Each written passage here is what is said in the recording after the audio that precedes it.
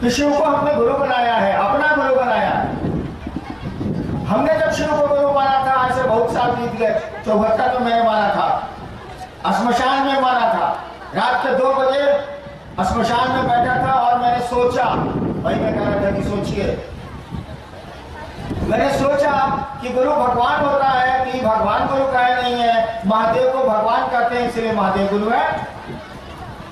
मेरे दिमाग में आया कि गुरु को भगवान बोलते हैं, गुरु साक्षात परब्रह्म, तो भगवान गुरु काहे नहीं है? गुरु जब भगवान है तो भगवान गुरु काहे नहीं है? अब भगवान शिव को बोलते हैं, महादेव को बोलते हैं, इसीलिए शिव गुरु है, महादेव गुरु है। और हमको तो मालूम भी नहीं था कि शिव गुरु है, मैं तो जानता भी नहीं था कि शिव गुरु, मुझको पता नहीं। लेकिन सोच लिया कि शिव को मैंने गुरु बनाया है तो फिर उससे हटे नहीं, आओ वहीं खड़े रह गए।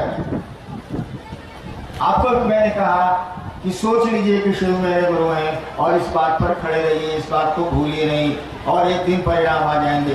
धीरे धीरे आपको लगेगा कि चीजें बदलती जा रही हैं, अब कुछ अच्छा होने लगा।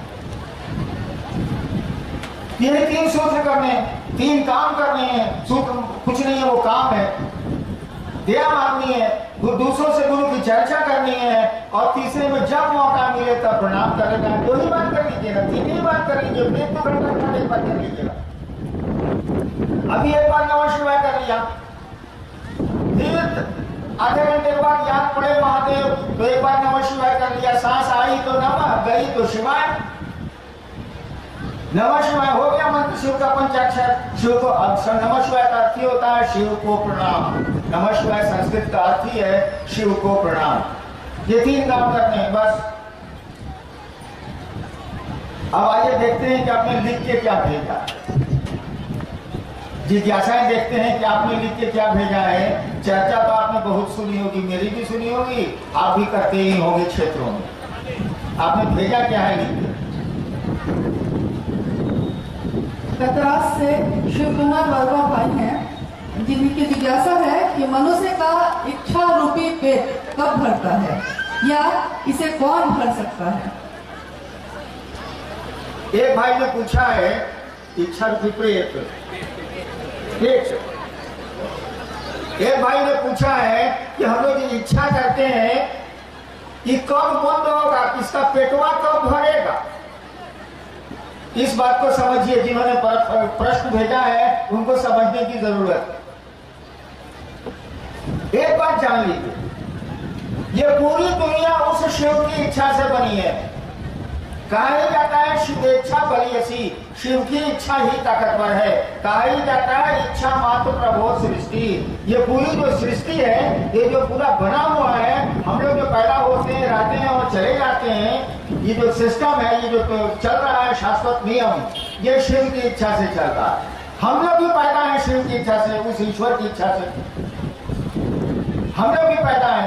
तो हम लोगों की इच्छा जब तक ईश्वर की इच्छा में नहीं मिलेगी, ये रुकेगी नहीं, चलती रहेगी, चलती रहेगी, चलती रहेगी। पूछा ना उन्होंने कि इच्छा का पेट कब भरेगा? इसका पेट भरेगा जब ये शिव के पास जाएगा मन, तभी जाके इसका पेट भरेगा। धरती पर नहीं भरेगा।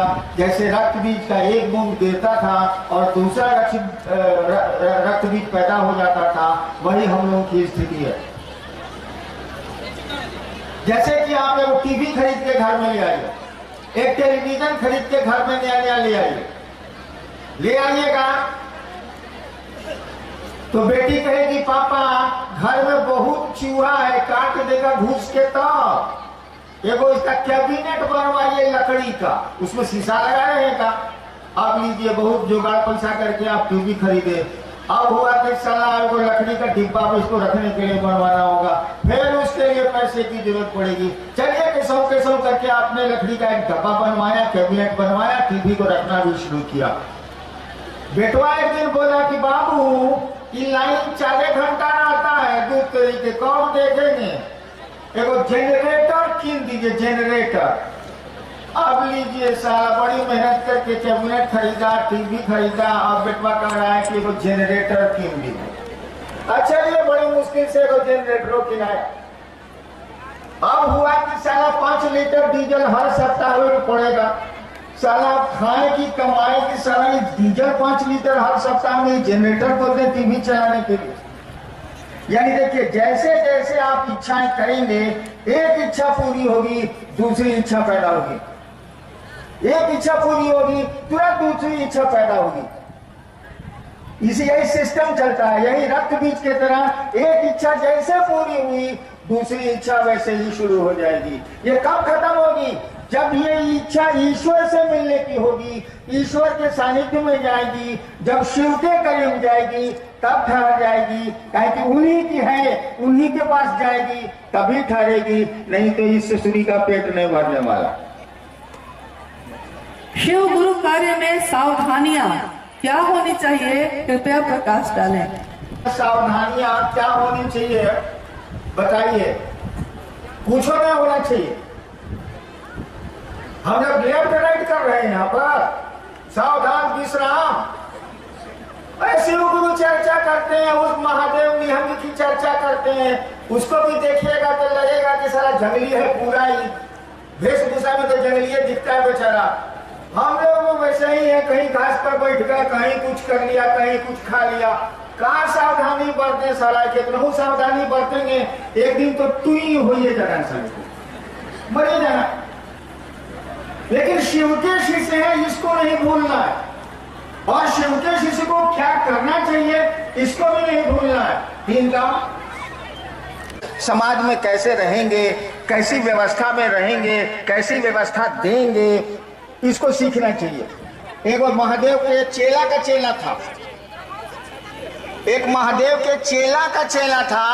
महादेव के शिष्य थे मच्छंदरनाथ, असली नाम था मत्स्येंद्रनाथ, पुकारू नाम था मच्छंदरनाथ। ये महादेव के शिष्य थे। उनके शिष्य थे गोरखनाथ, उनका असली नाम था गोरक्षनाथ, पुकारू नाम था गोरखनाथ।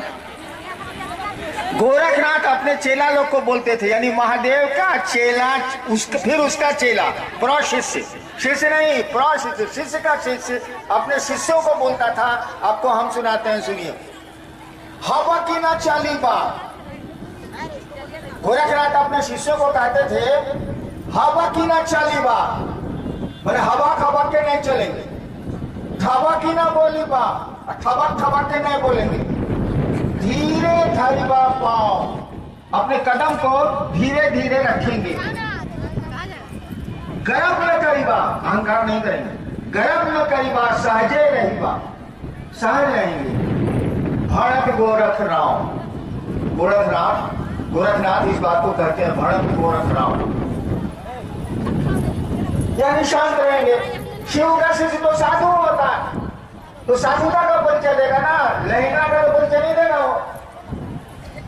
इसमें सावधानी कुछ नहीं है, लेकिन ये तो याद रखना ही होगा कि आप किसके चेला हैं। बाप रे बाप, महादेव के शिष्य कहते हैं शिव मेरे गुरु हैं, उनसे बड़ा गुरु होता ही नहीं।